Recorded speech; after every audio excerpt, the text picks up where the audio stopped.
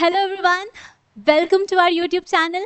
I am Khushi Vishwas and I'm a third year MBBS student from one of the prestigious institutions of our country, Vardhaman Mahavir Medical College and Safdarjung Hospital.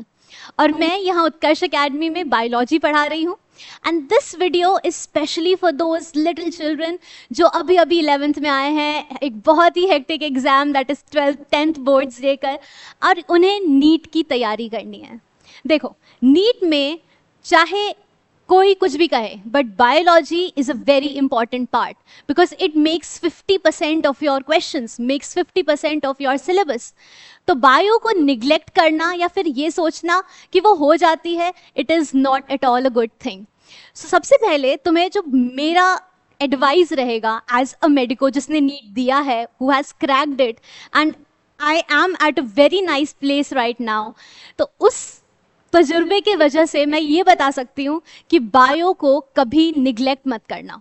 ठीक है, you know, सब तुम्हें कहेंगे physics chemistry ज़्यादा मुश्किल है, उस पर टाइम लगाओ, बायो तो हो जाती है. नहीं होती, ठीक है, हो जाती है, बट ये आपको ये भी समझना है कि इसका स्कोरिंग एरिया बहुत ज़्यादा है. 50% अगर बायोलॉजी से आ रहा है, then you have to give more time to it. कि ठीक है, it is easier to understand. अगर कोई ढंग से तुम्हें समझा देना, it is very easy to understand, it is very easy to apply. ज़्यादा एप्लीकेशन नहीं है, बस अंडरस्टैंडिंग है.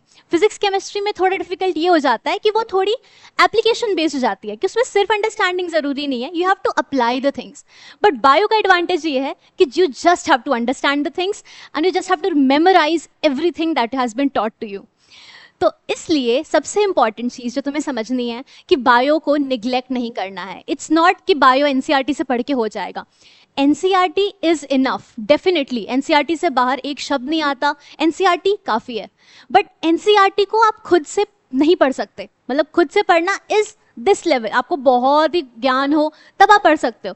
बट एनसीईआरटी पढ़ाने के लिए अगर कोई हो जाए और आपको ढंग से समझ में आ जाए, उसके बाद अगर आप एनसीईआरटी रीड करोगे, you will get every bit of it. And understanding NCERT and reading NCERT is an art. It is not something just reading a book for understanding. It's reading a book to retain information and to predict कि उस sentence से, उस पूरी book से क्या क्या questions frame हो सकते हैं. That's the spirit, that's the thing that you have to understand. और इस चीज़ को ईजी बनाने के लिए, सिंप्लीफाइड बनाने के लिए, I am here to explain all the topics very clearly, crystal clear topics with deep understanding of every thing. It's not कि आपको सुपरफिशियली कोई चीज़ पता है और तुम आंसर कर पाओगे.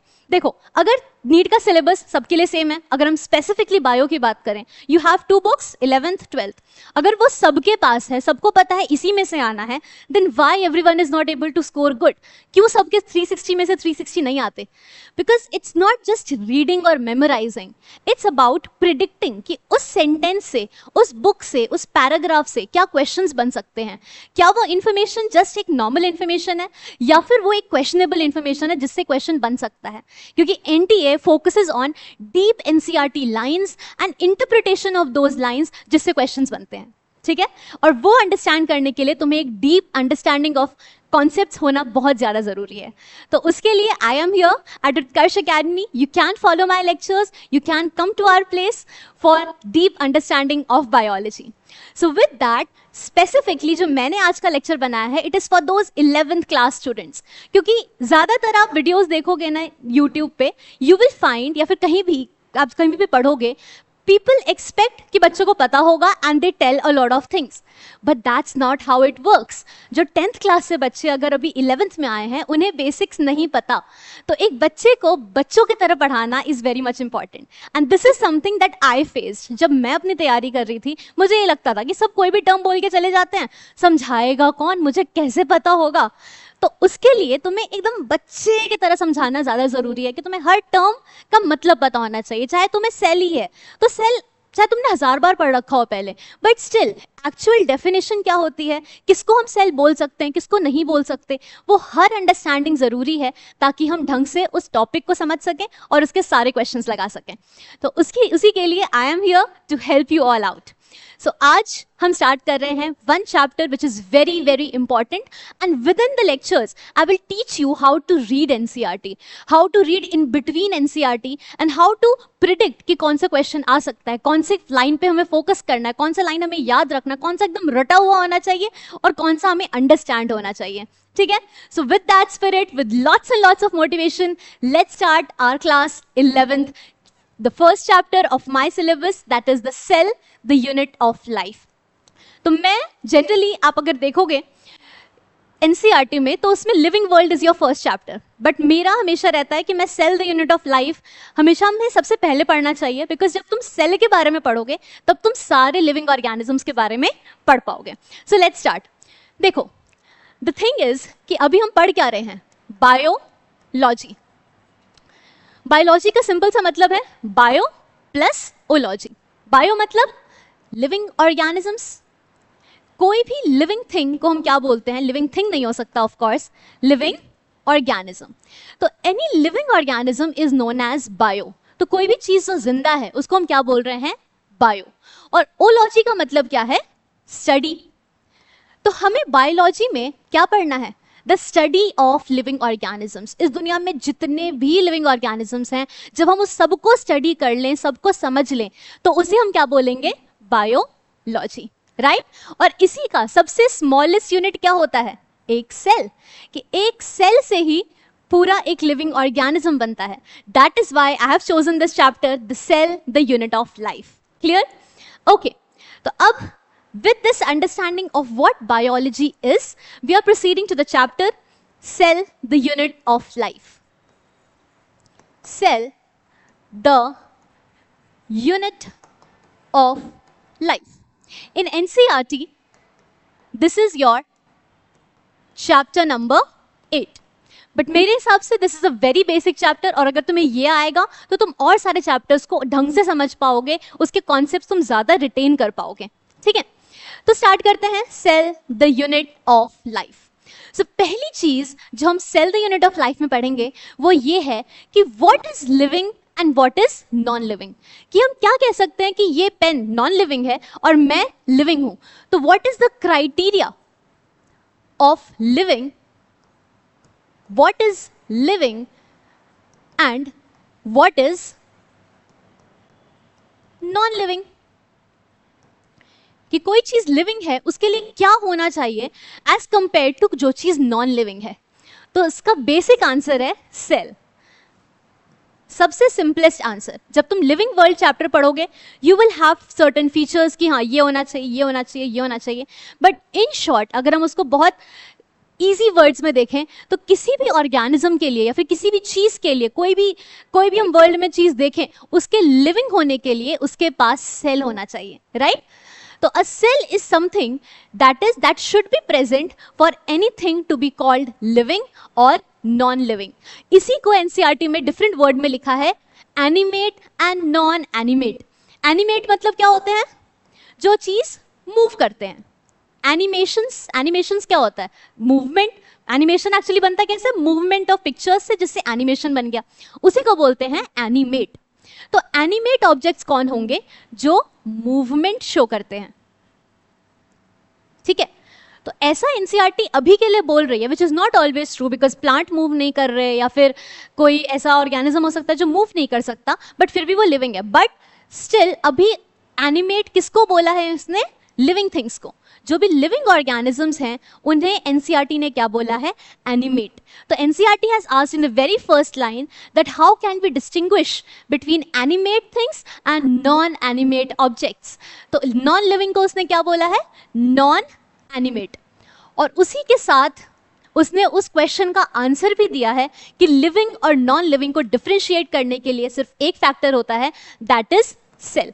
किसी भी ऑर्गेनिज्म के पास अगर सेल है तो वो लिविंग कहलाएगा, और जिसके पास सेल नहीं है वो क्या कहलाएगा? Non living. ठीक है? तो this is very basic thing. अब ये हो गया हमारा पहला चीज कि लिविंग और नॉन लिविंग क्या है, उसका आंसर क्या है? Cell. Simple. Moving on. Next thing is, second thing, कि अगर सेल ही तुम्हारा चीज है जो एक चीज को लिविंग या नॉन लिविंग बना रहा है, तो क्या हम कह सकते हैं कि सेल के नंबर पे the number of cells present in organisms के बेसिस पे हम ऑर्गेनिज्म को दो पार्ट में डिवाइड कर सकते हैं कि कुछ एनिमल्स होंगे जिनमें, या फिर कुछ ऑर्गेनिजम्स होंगे जिनमें क्या होंगे, ओनली वन सेल, या फिर कुछ ऑर्गेनिजम्स होंगे जिसमें मोर देन वन सेल होंगे। ठीक है, सिंपल सी बात है कि कुछ ऑर्गेनिजम्स हो सकते हैं जिसमें एक ही सेल हो और कुछ ऑर्गेनिजम्स हो सकते हैं जिसमें एक से ज्यादा सेल हो। ऑब्वियस सी बात है, अगर कोई भी ऑर्गेनिज्म सेल से ही बना है तो दो ही पॉसिबिलिटी है, या तो एक ही सेल है या फिर बहुत सारे सेल हैं। तो अगर एक ही सेल है तो बेचारे पे सारा लोड इसी पे है कि सारा काम, चाहे इसको जितने भी काम हम अपनी बॉडी, पूरी बॉडी से करते हैं, चलना फिरना, खाना, डाइजेशन करना, रेस्पायर, इंस्पिरेशन, एक्सपायरेशन, ब्रीदिंग करना, सर्कुलेशन, जितने भी प्रोसेसेस पढ़ते हैं वो सारा किसको करना है, एक ही सेल को। हमारे पास तो बहुत सारे सेल्स हैं, हमने डिवाइड कर रखा है कि हाथ ये काम करेगा, पैर ये काम करेगा, मुंह ये काम करेगा, बट इसके पास कोई ऑप्शन नहीं है। ये सिंगल सेल्यूलर ऑर्गेनिजम्स है, इसमें सिर्फ एक ही सेल है ऑर्गेनिज्म में। तो इसके लिए इसके दो क्राइटेरिया है कि हम इसको क्या बोलते हैं, एक सेल वाला ऑर्गेनिज्म। इसमें क्या होता है, they are capable of independent existence. मतलब कि ये इंडिपेंडेंटली एग्जिस्ट कर सकता है, इसको किसी और के सहारे की जरूरत नहीं है जिंदा रहने के लिए। ये अपने सारे प्रोसेसेस खुद से करेगा, जिसके वजह से ये खुद से जिंदा रह सकता है। तो ये खुद से जिंदा कैसे रह सकता है, by doing all the essential functions of life. तो दो चीजें वन सेल के लिए इंपॉर्टेंट है, that it is capable of independent existence and it performs all essential functions of life. All essential मतलब जिसके बिना ये जिंदा ना रह पाए। ठीक है, एकदम ही जरूरी, एब्सोल्युटली जरूरी चीजों को हम असेंशियल कहते हैं, जिसके बिना मर जाएंगे, this is essential for me. ठीक है, तो it performs all the essential activities और बेसिकली फंक्शंस ऑफ ऑर्गेनिज्म। उस ऑर्गेनिज्म के जितने भी असेंशियल फंक्शंस हैं वो सारे ये परफॉर्म करेगा। बट अगर हम ऐसा ऑर्गेनिज्म देखें जिसमें एक सेल से ज्यादा है, बहुत सारे सेल्स हैं, कुछ सेल्स हैं जो ये काम कर रही हैं, कुछ सेल्स वो काम कर रही हैं, तो क्या आपको लगता है कि एक मोर देन वन सेल वाले ऑर्गेनिज्म में जो एक सेल होगा, अगर हम इसके एक सेल को निकाल के देखें, क्या वो इंडिपेंडेंटली एग्जिस्ट कर सकता है? क्या हम बॉडी से हम कोई सेल निकाल दें, हाथ से सेल निकाल के यहाँ रख दें, क्या वो रह पाएगा?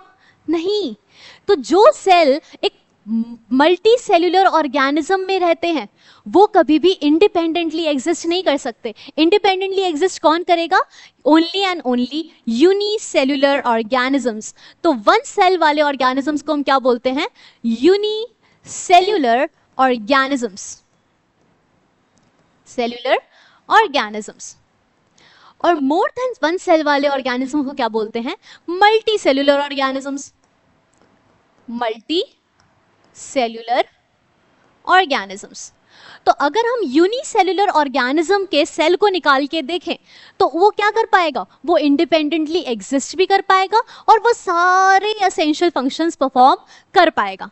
पर अगर हम एक मल्टी सेल्यूलर ऑर्गेनिज्म में से एक सेल निकाल के ले लें तो क्या वो इंडिपेंडेंटली एग्जिस्ट कर पाएगा? नहीं, बिल्कुल नहीं कर पाएगा।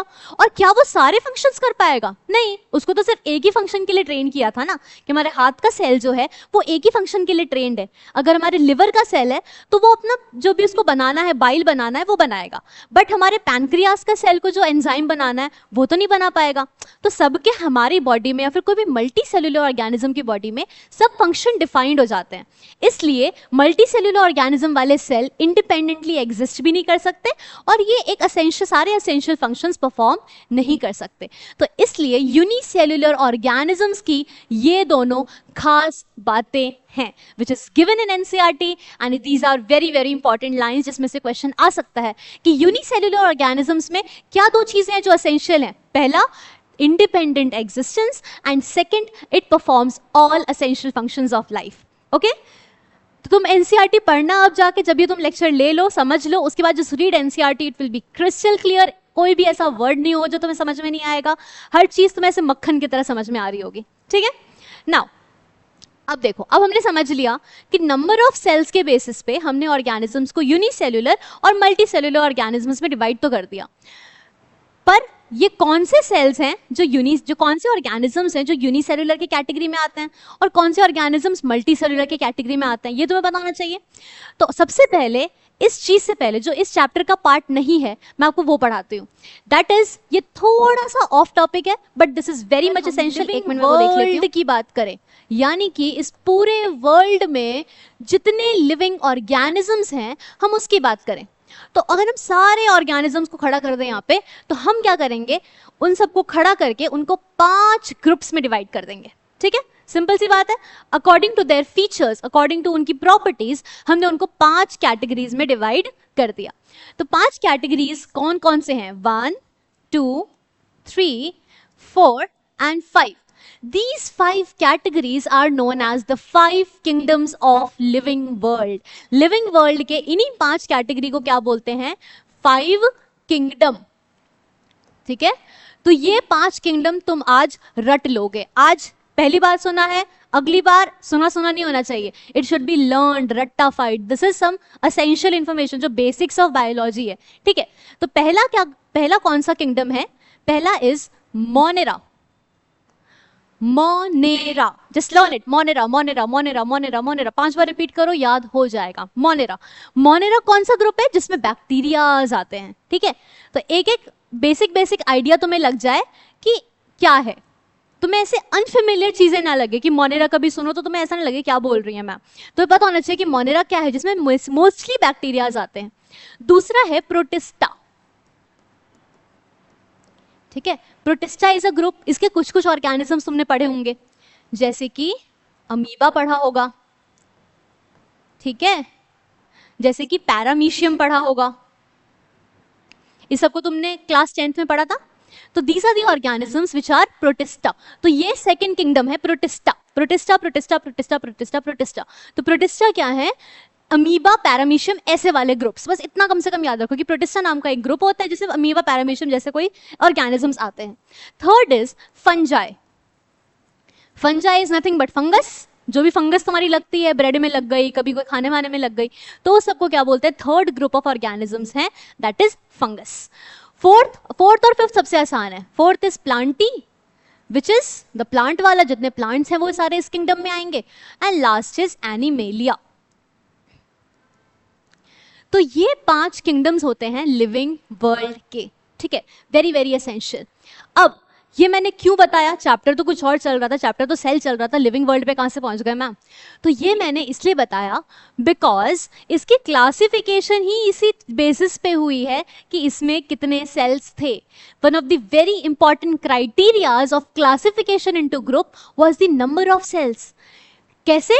ये जो पहले 2 ग्रुप्स है ना, दीज आर द ग्रुप्स जिसमें यूनिसेल्युलर ऑर्गेनिजम्स पाए जाते हैं, और इसके अलावा जो सारे अदर ग्रुप्स हैं इसमें मल्टी सेल्युलर ऑर्गेनिजम्स पाए जाते हैं। आई बात समझ में? कि जो मोनेरा है यानी कि बैक्टीरिया वाले लोग, और जो प्रोटिस्टा हैं दैट इज अमीबा, पैरामीशियम वाले लोग, ये ऐसे लोग हैं जो क्या करते हैं, जो कैसे एग्जिस्ट करते हैं? यूनिसेल्युलर फॉर्म में, यानी कि इसका सेल इंडिपेंडेंटली एग्जिस्ट कर सकता है और क्या essential functions of life perform कर सकता है। पर जो बाकी के 3 हैं ये क्या है? Multi cellular organisms. इसमें बहुत सारे सेल्स मिलके इनकी बॉडी बनती है। तो समझ में आया? हमने एक कॉन्सेप्ट पढ़ा। क्या कॉन्सेप्ट पढ़ा? नंबर ऑफ सेल्स के बेसिस पे ऑर्गेनिजम्स को डिवाइड करने का, यूनिसेल्युलर, मल्टी सेल्युलर, और उसी को हमने अप्लाई कर दिया इनटू आवर रियल लाइफ कि अगर हम उसको अप्लाई करें तो उसके बेसिस पे हम ग्रुप्स बना सकते हैं, Monera, Protista, fungus, Plantae, Animalia. Clear? चलो, this was the first concept, that is number of cells के बेसिस पे हमने ऑर्गेनिजम्स को डिवाइड कर दिया। कूल? चलो, थर्ड टॉपिक हमारा क्या है कि अब हमें पता चल गया कि एक सेल जो है इंडिपेंडेंटली एग्जिस्ट कर सकता है या फिर एक मल्टी सेल्युलर ऑर्गेनिज्म में प्रेजेंट हो सकता है। अब तुम ये समझो कि क्या एक सेल है, उसको अगर हम डिवाइड कर दें, इसको हम तोड़ दें, पकड़ के हमने सेल लिया उसको तोड़ दिया, क्या अभी भी वो लिविंग होगा? क्या अभी भी इसको लिविंग कह सकते हैं? नहीं। कभी भी अगर हम सेल तोड़ देते हैं तो वो डेड हो जाएगा, वो कभी भी लिविंग एग्जिस्ट नहीं कर सकता। मतलब anything which is less than a cell, cell से कुछ भी छोटा लिविंग नहीं होगा। अगर हम इसकी मेम्ब्रेन निकाल दें और वो पकड़ के खड़े हो जाएं, वो लिविंग नहीं है। इसकी न्यूक्लियस निकाल लें, वो पकड़ के खड़े हो जाएं, वो लिविंग नहीं है। तो anything less than a cell is not living. Anything less than a cell is not living। तो इस लाइन से हमें क्या समझ में आया? The very essential famous line of biology, that is cell जो है क्या हो गया अब?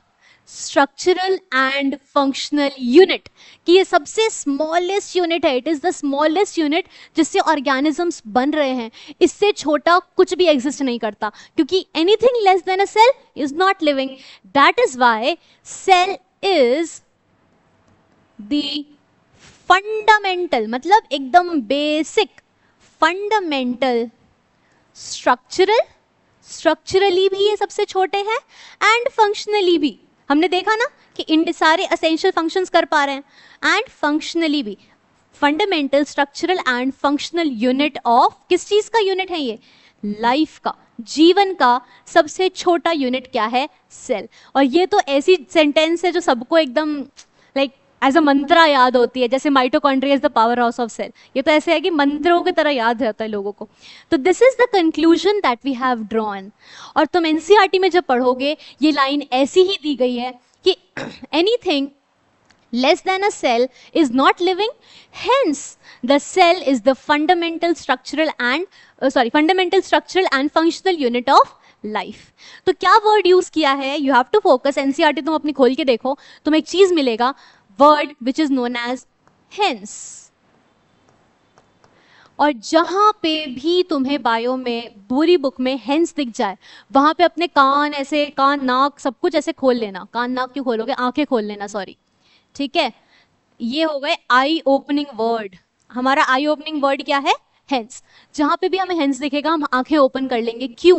बिकॉज हेंस वाले सेंटेंसेस से हमारे एक टाइप ऑफ क्वेश्चन बनते हैं जिसे बोलते हैं असर्शन रीजन।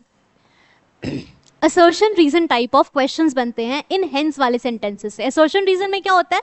दो सेंटेंसेस दिए होते हैं कि हाँ ये स्टेटमेंट, फिर चार ऑप्शंस होते हैं कि both statements are correct and reason is the correct explanation of the assertion, कि करेक्ट एक्सप्लेनेशन है कि नहीं। दूसरा होगा कि both are correct but it is not the correct explanation. फिर तीसरा, one is correct one is not correct. Last कि दोनों नहीं करेक्ट हैं। तो इसको बोलते हैं असर्शन रीजन, कि एक स्टेटमेंट और उसका रीजन है। तो जब भी हेंस वर्ड यूज करती है ना एनसीईआरटी, मोस्टली वही सेंटेंसेस से वो क्या बनाती है? असर्शन रीजन वाले क्वेश्चन। तो इससे हम इसको हम असर्शन कह सकते हैं और इसको हम रीजन कह सकते हैं। समझ में आया? क्या उल्टा कहेंगे कि this is a fundamental because anything less, तो ये क्या हो जाएगा? उल्टा। This is assertion and this is reason, कि ये है कि सेल स्ट्रक्चर फंक्शनल यूनिट है। क्यों? Because anything less than a cell is called non living. समझ में आया? तो I told you, explain you the topic, I even told you about the possible questions. NCERT read ढंग से करके आना, ठीक है? तो आगे मिलते हैं नेक्स्ट क्लास में।